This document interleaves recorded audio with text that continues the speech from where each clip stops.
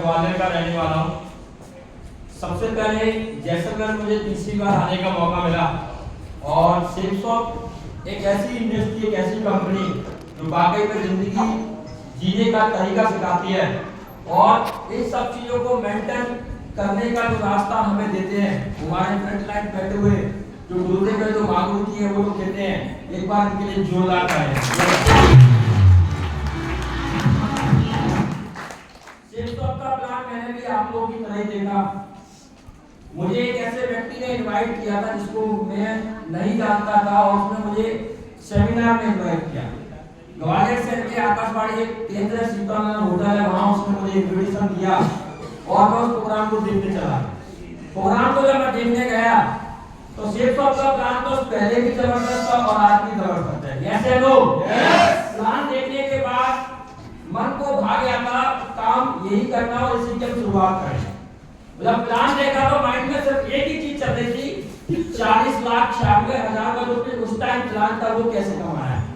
और जब प्लान में कमाने की बात बताई तो मैंने सिर्फ उस व्यक्ति से पूछा कि मुझे करना क्या है। उसने मुझे बोला कि 500 रुपए का फॉर्म भरना। मैंने एट अ टाइम सेमिनार का फॉर्म भरा।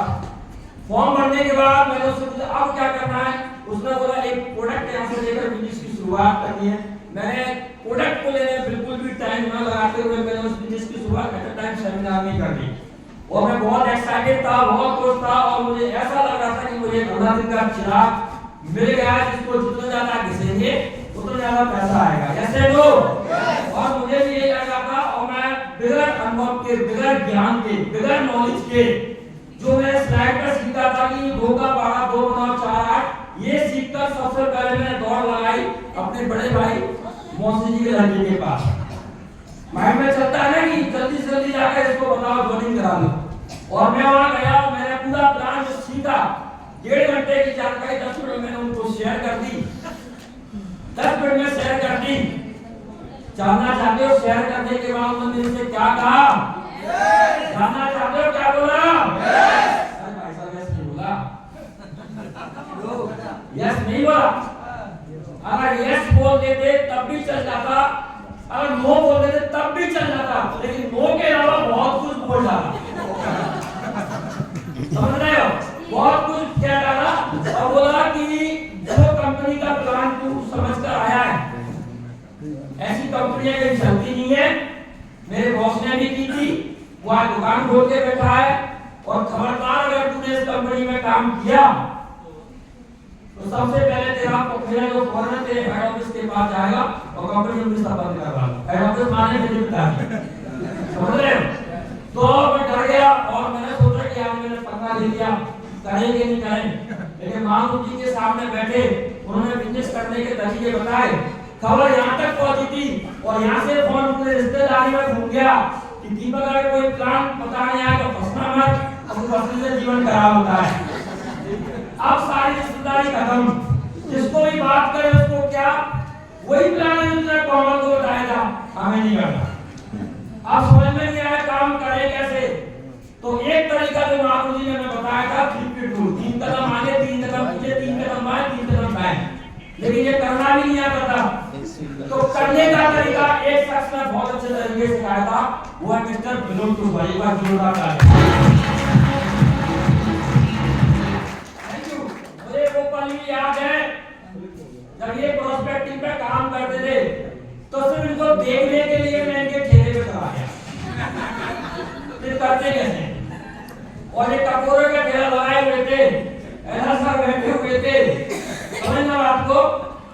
और ये टकोरा तो बेच रहे लेकिन सबको एक टकोरा चिपका के रखे, ये समझ में आ गया। मतलब सब्जी बेच रहे हैं और क्या कर रहे हैं, नंबर भी करेक्शन कर रहे हैं। मेरे माइंड में घंटी चढ़ गई कि अगर ये ऐसे कर सकते तो अपनी भी दुकान सब्जी की भाई साहब हम ही कर सकते। लोग बोलते तरीके नहीं, हमें तरीके निकालने। अब जब हम सब्जी बेचते थे हमारा मिर्ची का व्यापार था और हम उसी से फेमस थे। और हमने बोला एक ग्राहक आया और हमने टेस्ट कर लिया कि इस ग्राहक के पास पैसा ज्यादा है, इसको सबसे महंगी सोना बताएंगे। मैं आपको बता रहा हूँ कैसे किया मिलेगा। इन्हें पूछा क्या हुआ तो मैंने इसकी शक्ल देख के बोला कि 40 रुपए की पावर है। तो महंगी बताएंगे तो क्या बोलेगा, वो भाग जाएगा। महंगी है, क्या है महंगी है, कुछ कम कर दो। तो मैं बोलता नहीं सर कम नहीं होगी। बोलता है क्यों? मैंने इतनी की दूंगा, लेना है लो ना, कोई बात नहीं। तो भाई तू ज्यादा, तो मेरे से पूछता है सर आपको 40 रुपए ज्यादा लग रहे हैं? तो बोलता है हाँ ज्यादा तो लग रहा है। तो मैंने क्यों लग रहे हैं? आप तो 20-25 हजार महीने का भी कमाते हो, कमाते हैं तब भी ज्यादा है। तो मैंने सोचा 25 हजार कमाने का, 50 हजार कमाने का आगे क्यों नहीं सोच रहा, 40 रुपए छोड़ के जाएंगे। तो बोलता है दुनिया में रास्ते नहीं है। मैंने है ना, एक व्यक्ति है जो लाखों रुपए कमाने के बारे में बताता है। मिलना चाहते हो? क्या बोलेगा सामने वाला? यस, मिलना चाहते हो? तो क्या है, यहाँ तो बैठ के हम बात भी नहीं कर पाएंगे। नंबर दे दो, फिर कॉन्टैक्ट करेगा साथ में। यहाँ से काम शुरू हो गया। अब हम रोड पे भी आए। अब इनको रोड पे देखा ये कैसे करते हैं, तो ये हमेशा टेढ़े आदमी से पंगा लेते हैं। टेढ़े आदमी। एक कपल्स बैठा था, कोई गाड़ी में, बड़े याद नहीं मुझे, और वो आपस में लड़ रहे थे, वो भागाभागी कर रहे थे। तो इन्होंने उस कपल के जो मेल था उसको पकड़ लिया। कहाँ जा रहा है भाई? वो बोलता है छोड़ भाई छोड़, मेरी ट्रेन निकली जा रही है, मेरा भागी मेरी। तो बोलता है मैं छोड़ दूंगा, लेकिन पहले नंबर दे के जा, तुझे कुछ बात करनी है। ये सच्चाई है। और मैं देख रहा कि ये कर क्या रहे हैं। अब वो इनको खींच रहा है, इसको खींच रहा है। पाने के लिए यार तू नंबर दे, लेकिन मुझे छोड़ दे भाई, नंबर दे। मुझे समझ में आ गया कि ऐसे करते हैं। तो इंडिया से हिम्मत हमने कहा टेढ़े आदमी हम कैसे कर सकता। तो हमने तरीका ढूंढा दूसरा कि हम तुगलक चौराहे ग्वालियर में जगह वहां खड़ा होना शुरू किया, और कोई भी तो गाड़ी से जाता तो उसकी गाड़ी के सामने आया और बोलते रुक रुक भाई थोड़ा आगे छोड़ दे। घबरा के मतलब क्या हुआ? अरे गाड़ी पर बिठा कर बताएंगे तुझे। गाड़ी पर बैठे, अब वो गाड़ी पर पूछेगा ना क्या हुआ, अरे कुछ मत पूछे, तू पहले मुझे मंजिल तक तो छोड़, फिर बताएंगे तुझे। अरे बता लो भाई, एक काम कर, तू मुझे अपना नंबर दे दे, मैं तुझे बाद में बताऊंगा। नंबर दे दिया, और जो ये नंबर डायल किया मैंने डायल किया, और रिंग गई, और मैंने उसको बोला रुक भाई मेरी मंजिल आ गई, अब तुम बैठा। मैं आपको सच बता रहा हूँ, 3 फीट रूल से काम करते हुए जिस भाई की गर्दन ऐसे हिलती थी ना, चुपचाप से ऐसे बात बोल।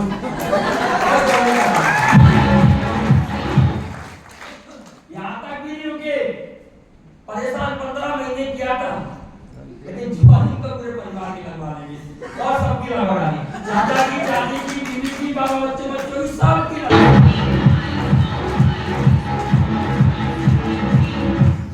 बिजनेस बहुत दमदार है। जो व्यक्ति एंजॉय के साथ काम करेगा, कभी हताश नहीं होगा, लाइफ में उसके रास्ते बढ़ेंगे। और हमने सबको इन लोगों से सीखा हुआ है, मांगो से, गुरु से सीखा हुआ है, हम हमेशा एंजॉय के साथ काम करते हैं। और अभी सर से हमारे लगातार बातचीत हो रही है, और हम एक ही बात बोलेंगे आपसे कि 2025 वाकई में बहुत अच्छा होने वाला है।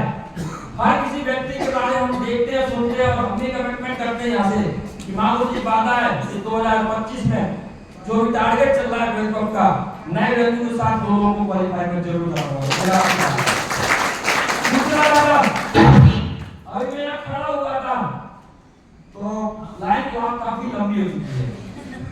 यहाँ खड़े खड़े इंतजार कर रहा था कि अब आएगा नंबर, अब आएगा, अब आएगा, अब आएगा। 2-3 बार तो पानी पी चुका था, लेकिन नंबर नहीं आया।